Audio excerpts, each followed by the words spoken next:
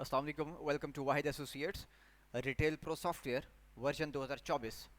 ये कंप्लीट सा quick overview है सॉफ्टवेयर के फीचर्स का, जिसको देखने के बाद at the end of the video आपको ये महसूस होगा कि तमाम चीज़ें आपको क्लियरली वाज़ेह हो गई हैं कि इसमें क्या क्या फ़ीचर्स अवेलेबल हैं, क्या क्या आप इस्तेमाल कर सकते हैं और इसके आपको क्या क्या फ़वाइद हैं। इसके जो ट्यूटोरियल हैं, जो तफसीलात हैं, वो ऑलरेडी यूट्यूब पे चैनल पे हमारे वाहिद एसोसिएट्स के चैनल पे अपलोडेड हैं। वहाँ पे जाके आप डिटेल्ड वीडियोस भी देख सकते हैं।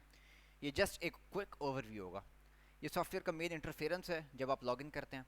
इसमें सबसे पहले कंपनी की इन्फॉर्मेशन है, जो आपकी कंपनी की डिटेल्स हैं बिज़नेस की, वो आप यहाँ पे एक दफ़ा ऐड कर देंगे। प्रोडक्ट्स वाले सेक्शन में आप अपने एक दफ़ा तमाम आइटम्स ऐड कर देंगे।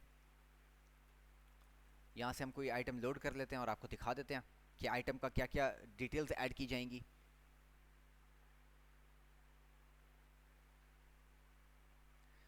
इसको लोडिंग पे लगाते हैं। प्रोडक्ट्स काफ़ी ज़्यादा हैं तो लोड होने में थोड़ा टाइम लेंगे डाटा रिट्रीव करने में।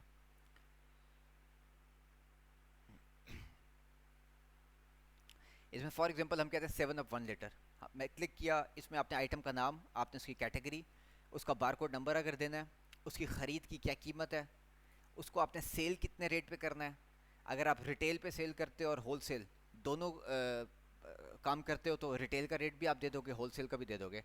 रिटेल वाले कस्टमर को रिटेल का रेट लगाएगा सिस्टम, और होल सेल वाले को होल सेल का रेट लगाएगा।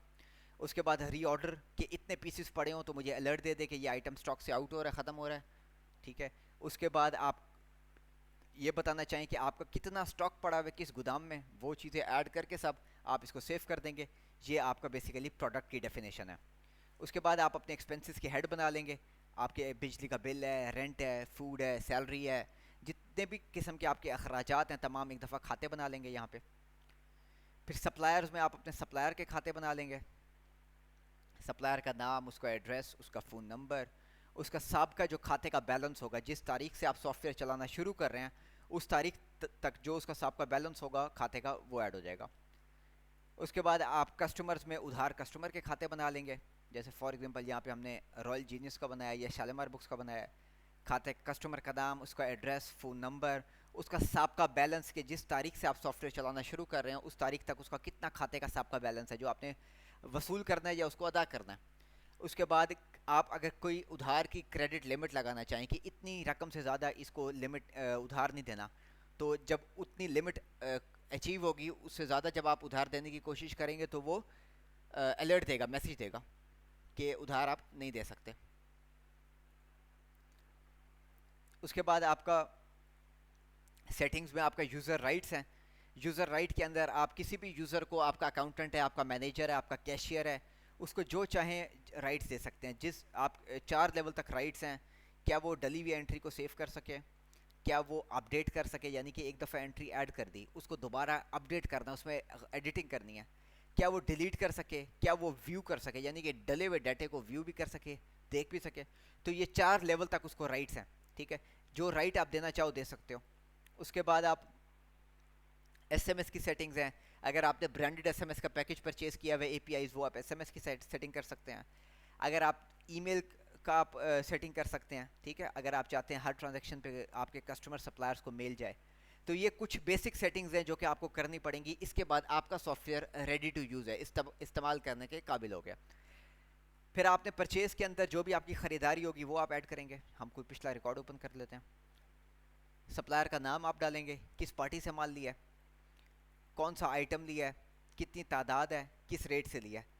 वो जो भी आप एंट्री रिकॉर्ड करेंगे वो ऑटोमेटिकली सप्लायर के खाते में भी उसके जमा हो जाएगा, बैलेंस ऐड हो जाएगा, और उसके अलावा वो स्टॉक में भी चली जाएगी। उसके बाद परचेज रिटर्न है। अगर ख़रीदा हुआ माल वापसी होता है तो आप उसकी रिटर्न डालेंगे कि किस सप्लायर से को माल आप वापस कर रहे हैं और कौन सा आइटम वापस कर रहे हैं और कितना तादाद वापस कर रहे हैं। ठीक है। उसके बाद जब परचेज रिटर्न हो गई, फिर आपका सप्लायर पेमेंट आ गई। सप्लायर पेमेंट का मतलब ये है कि जिस पार्टी से आप माल ख़रीद करते हैं, सप्लायर से जब माल ख़रीद करते हैं, बाद में वो बंदा या उसका नुमाइंदा रिकवरी जब करता है तो उसको जो आप पेमेंट दोगे वो सप्लायर पेमेंट में ऐड होगी। यहाँ से आप बताओगे किस पार्टी को पेमेंट किया। ठीक है। कैसे किया, cash, cheque, online, card, debit, कैसे, कितनी रकम है, और कोई डिटेल्स देनी है भाई, नकद, कैश, बदस्त अली या कोई भी बात, वो लिख के आप उसको अपडेट कर देंगे। ठीक है, ये बेसिक डिटेल्स हैं परचेज से रिलेटेड। अब सेल्स की तरफ मूव करते हैं। जब आप सेल्स की तरफ आते हैं तो हम इसको लॉग आउट करते हैं।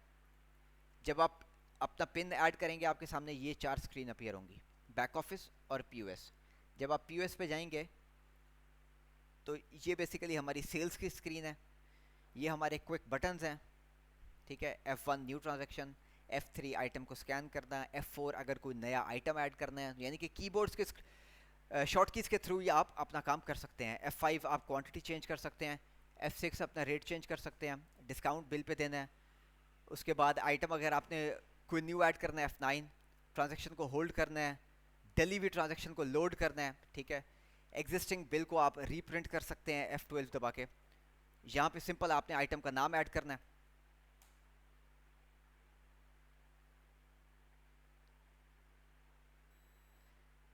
आइटम का नाम ऐड करना है। अगर आप इसकी क्वांटिटी चेंज करना चाहते हैं, सिंपल F5 दबाएं शॉर्ट की। यहाँ पे आप इसकी क्वांटिटी चेंज कर सकते हैं। इसका आपने रेट चेंज करना है, आप रेट चेंज कर सकते हैं। ठीक है, ये सब शॉर्ट कीज इसमें अवेलेबल हैं। आप बारकोड के थ्रू भी इसमें बिलिंग कर सकते हैं, आप आइटम के नाम के थ्रू भी बिलिंग कर सकते हैं। जब ये तमाम डिटेल्स ऐड हो जाएंगी, अल्टीमेटली आपने उसको बताना है ये कस्टमर आपका कैश का है या उधार का है। कैश करेंगे वो कैश में ऐड हो जाएगा, क्रेडिट करेंगे तो वो पूछेगा, ये तमाम उधार वाले कस्टमर आ गए हैं, वो पूछेगा किस उधार वाले कस्टमर का आप बिल बनाना चाह रहे हैं।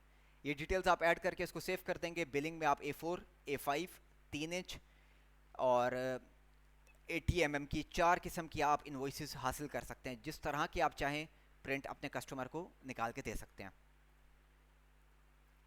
ये हमारा सेल्स का सेक्शन था। इसके बाद रिपोर्टिंग की तरफ मूव करते हैं। रिपोर्टिंग में आपके साथ पास सबसे पहले अकाउंट की रिपोर्ट्स हैं, जिसमें आपके पास जनरल लेजर है। आपने किसी भी पार्टी का खाता देखना है, यहाँ पे नाम डालें किस पार्टी का खाता देखना है, तारीख दें कब से लेकर कब तक देखना चाहते हैं, और आपने इसको व्यू रिपोर्ट करना है।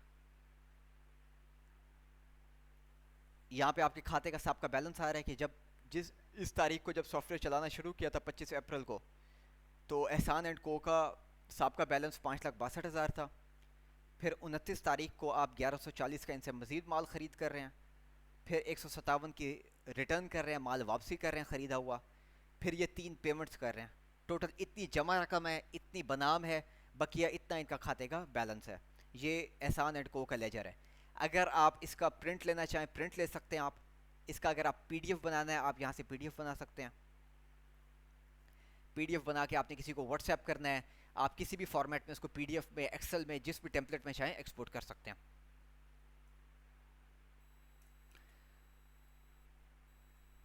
उसके बाद आप अपना नफ़ा नुकसान दे सकते हैं। आपने तारीख देनी है कब से लेकर कब तक अपना नफ़ा नुकसान देखना है। प्रॉफिट एंड लॉस पे आप जाएंगे। यहाँ पे आपको इनवॉइस वाइज आ गया, क्या बिल नंबर है, क्या तारीख है, किस बंदे ने एंट्री की है, और कितनी रकम का बिल था, और उस पर आपको कितना मार्जिन हुआ है। टोटल आप एट द एंड जाएंगे तो टोटल इतने की सेल हुई है 797.85 की, जिसमें से 512.47 का आपको प्रॉफिट हुआ है, 3.9 का डिस्काउंट है, और 508.57 का आपको नेट प्रॉफिट है। इसके बाद नेक्स्ट आपका बैलेंस शीट है, आप बैलेंस शीट देख सकते हैं।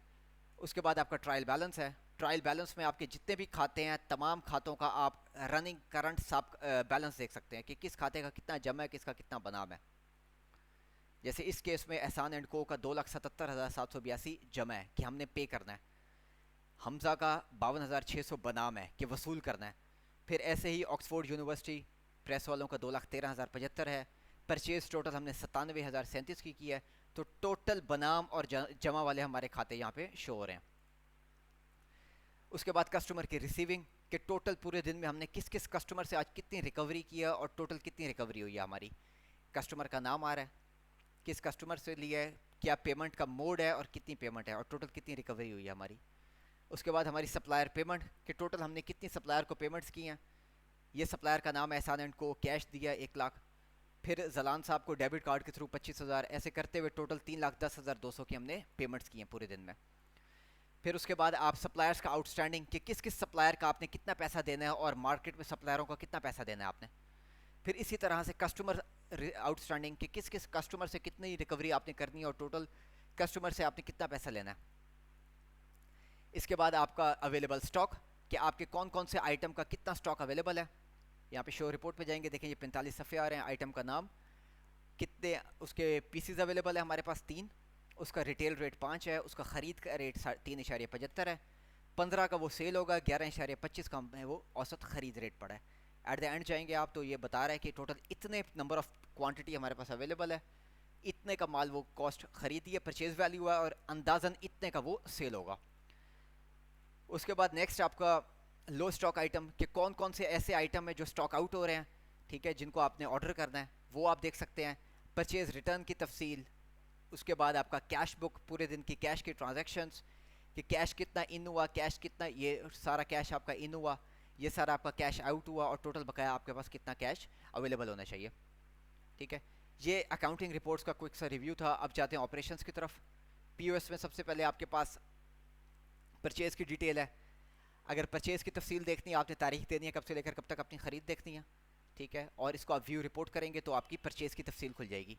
इसमें आप फ़िल्टर्स लगा सकते हैं, स्पेसिफिक आइटम का परचेज़ देखना है कि ये बताओ सिर्फ ये जो एक्सेस परफ्यूम है इसका मुझे बताएं कि इसकी कितनी ख़रीद है।